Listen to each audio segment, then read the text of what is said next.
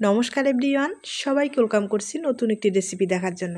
আশা করি যে যেখান থেকে ভিডিওটি দেখছেন সবাই সুস্থ আছেন এবং ভালো আছেন। আজকে শুকনো চালের গুঁড়ো দিয়ে একটা ডিজাইনার পিঠা রেসিপি নিয়ে আসলাম। এই পিঠার ডিজাইনটা কিন্তু দেখতে ভীষণ সুন্দর, তৈরি করাও অনেক সহজ। কোনো রকম ঝামেলা ছাড়া কম সময়ে অনেকগুলো পিঠা তৈরি করতে পারবেন। আর এই পিঠাটা একবার তৈরি করে পুরো বছর সংরক্ষণ করেও খাওয়া যাবে। চালের গুঁড়ো প্রায় এখানে 150 গ্রামের মতো ব্যবহার করলাম। আর এটা শুকনো চালের গুঁড়ো, আতপ চালের গুঁড়ো। তবে আপনারা চাইলে ভিজা চালের গুঁড়ো ব্যবহার করতে পারেন অথবা সিদ্ধ চালের গুঁড়োটাও ব্যবহার করতে পারেন। এবার এখানে স্বাদ মতো লবণ দিয়ে দিলাম আর ফুটন্ত গরম জল দিয়ে একটা নরম ডো তৈরি করে নিতে হবে। এই পিঠাগুলো চালের গুঁড়ো দিয়ে আমি তৈরি করে নেব। তবে আপনাদের কাছে চালের গুঁড়োটা যদি না থাকে সেক্ষেত্রে আটা অথবা ময়দা দিয়ে এই পিঠাটা তৈরি করে নিতে পারেন। আর আটা ময়দার যে পিঠাগুলো সেগুলো খেতেও কিন্তু ভীষণ টেস্টি হয়, আপনারা চাইলে ট্রাই করতে পারেন। এই চালের গুঁড়োর ডোটা কিন্তু এখনও ভালোভাবে তৈরি হয়নি, কারণ শুকনো চালের গুঁড়ো একটু কিন্তু রেস্টে রেখে দিতে হবে। তাহলে এই যে ডোটা আছে, ডোটা কিন্তু অনেকটাই আঠালো হবে, পিঠাগুলো তৈরি করতে সুবিধা হবে। আমি 5 মিনিটের মতো একটু রেস্টে রেখে দিয়েছিলাম। এবার খুব ভালোভাবে একটু মথে নিতে হবে। ডোটাকে আমি খুব ভালোভাবে তৈরি করে নিলাম। আর দেখতে পাচ্ছেন কীরকম আঠালো হয়েছে। আর এরকম যদি পেস্ট হয় তাহলে কিন্তু আপনারা যে কোনো ডিজাইন সহজে তৈরি করে নিতে পারবেন। এখন কিছুটা পেস্ট আমি একটু আলাদা করে নেব আর এটাতে ফুড কালার ব্যবহার করব। তবে আপনাদের ক্ষেত্রে ফুড কালারটা পছন্দ হলে দিয়ে দিবেন অথবা স্কিপ করতে পারেন।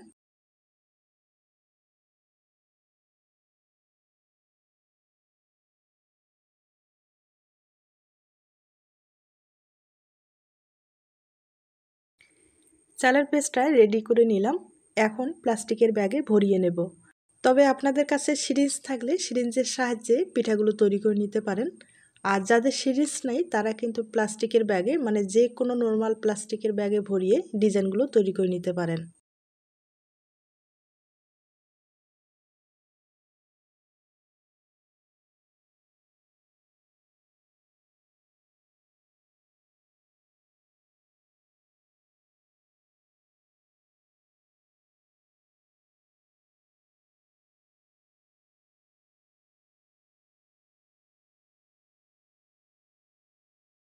এবার আপনাদের ডিজাইনটা তৈরি করে দেখিয়ে দিচ্ছি। তার জন্য প্লাস্টিক ব্যবহার করব। আপনাদের কলার পাতার ব্যবস্থা থাকলে কলার পাতায় এই ডিজাইনগুলো তৈরি করে নিতে পারেন। তবে অবশ্যই হালকা করে তেল লাগিয়ে নিতে হবে। পাতায় ব্যবহার করেন অথবা প্লাস্টিক ব্যবহার করেন। এখন আপনাদের পিঠার ডিজাইনটা তৈরি করে দেখিয়ে দিচ্ছি। একবারে সহজ একটা পিঠার ডিজাইন। তবে পিঠার ডিজাইনটা দেখতে কিন্তু অসাধারণ হয়, আপনারা চাইলে ট্রাই করতে পারেন। আর এই পিঠাগুলো কিন্তু কম সময়ে আপনারা অনেকগুলো পিঠা তৈরি করতে পারবেন কোনো রকম ঝামেলা ছাড়াই, দেখতে পারছেন।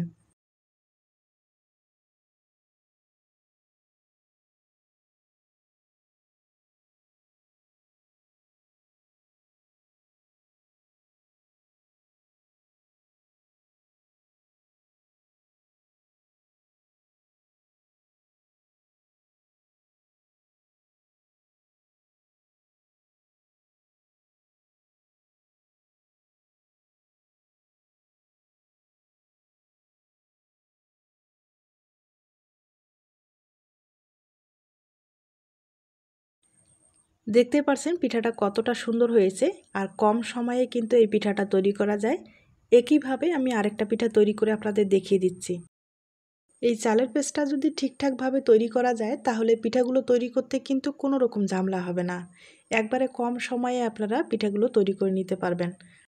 আর চালের গুঁড়োর পেস্টটায় কোনো কারণে যদি একটু দানা থেকে যায় তাহলে কিন্তু একটা কাজ করতে পারেন, একটা চালনির সাহায্যে ভালোভাবে চেলে নিতে পারেন।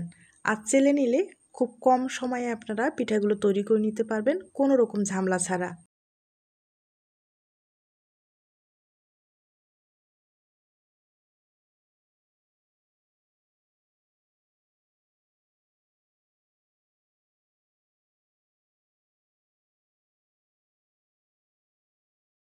আমি দুইটা পিঠা আপনাদের তৈরি করে দেখিয়ে দিলাম। একইভাবে কিন্তু অনেক কয়েকটাই তৈরি করে নিলাম।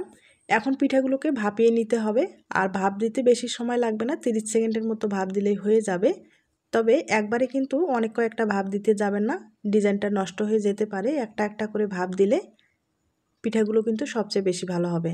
আর দেখতে পারছেন ভাপ দেওয়ার পরে পিঠাগুলো কতটা সুন্দর হয়েছে। একইভাবে আমি আরও 2টা পিঠা ভাপিয়ে দেখিয়ে দিচ্ছি।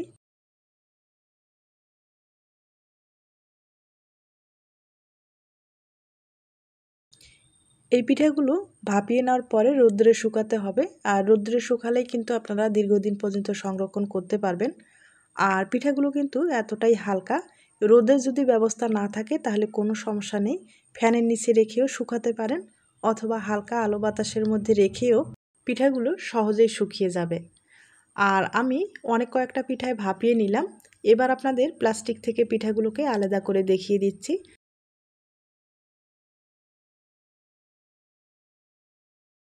পিঠাগুলো ভাপিয়ে নেওয়ার পরে দেখতে পাচ্ছেন ডিজাইনটা কিন্তু দেখতে আরও সুন্দর হয়েছে। আর আমার কাছে কিন্তু এই ডিজাইনটা অসাধারণ লেগেছে, দেখতেও কিন্তু ভীষণ ভালো লাগছে। আপনাদের যদি পছন্দ হয়ে থাকে তাহলে কিন্তু বাড়িতে ট্রাই করে দেখতে পারেন।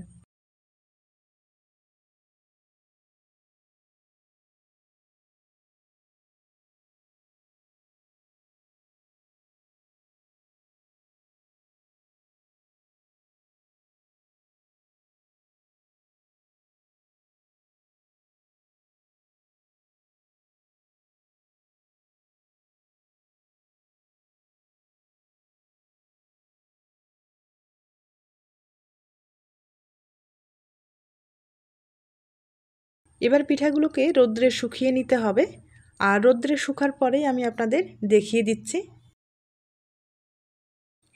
পিঠাগুলো আমি রৌদ্রে শুকিয়ে নিলাম, শুকানোর পরে দেখতে পাচ্ছেন কতটা সুন্দর হয়েছে। এই পিঠাগুলো কিন্তু শুকাতেও বেশি সময় লাগবে না। এবার আমি কয়েকটা পিঠা তেলে ভেজে দেখিয়ে দিচ্ছি।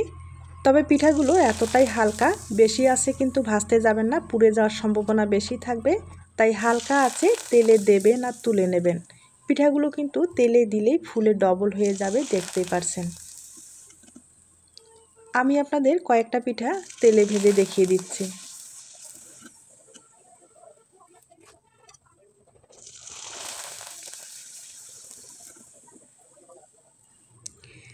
আমি কয়েকটা পিঠা তেলে ভেজে দেখিয়ে দিলাম, দেখতে পারছেন ভাজানোর পরে কতটা সুন্দর হয়েছে।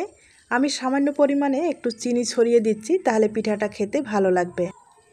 পিঠার এই রেসিপিটি যদি আপনাদের কাছে ভালো লেগে থাকে তবে অবশ্যই একটা লাইক দিতে ভুলবেন না। এখন একটা পিঠা আমি ভেঙে দেখিয়ে দিচ্ছি। এই পিঠাগুলো যতটা হালকা ততটাই কিন্তু মুসমুসে হয়েছে, দেখতে পারছেন। তাহলে আজ এ পর্যন্ত, নতুন কোনো রেসিপির সাথে আবার দেখা হবে। নতুন রেসিপির জন্য সবাইকে আমন্ত্রণ রইল। সবাই ভালো থাকবেন এবং সুস্থ থাকবেন।